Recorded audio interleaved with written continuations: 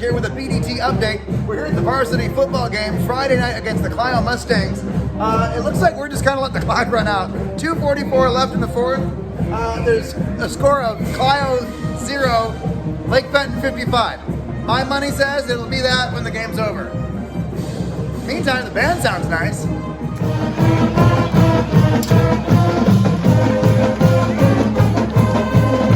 And the final score tonight, the Clio Mustangs 0, your Lake Fenton Blue Devils 55!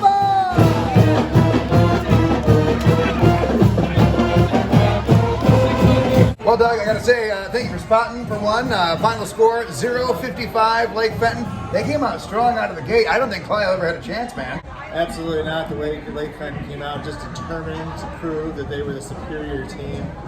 I mean, all credit to Clio for coming out. Yeah, I mean, thanks for making the trip, but they couldn't get into the end zone. They had one touchdown, but it was taken away from them. I kind of felt bad about it, but not really. I mean, it was a great play. It was a great play, but it was an illegal play. If there was a penalty, then you have to enforce the rules. That's the only way you play the game. That's how you do it. That's fair. That's right. So anyway, Clio Mustangs couldn't even get a point on the old scoreboard. Blue Devils take it 55-0. Thanks for watching. The Lake Fenton Athletic Boosters would like to say thank you to our platinum sponsors for their continued support. The Michigan National Guard, The Fireplace, Gilbert's Lakeside Market, and Bill Carr Signs. Give it up once again for your Lake Fenton Blue Devils!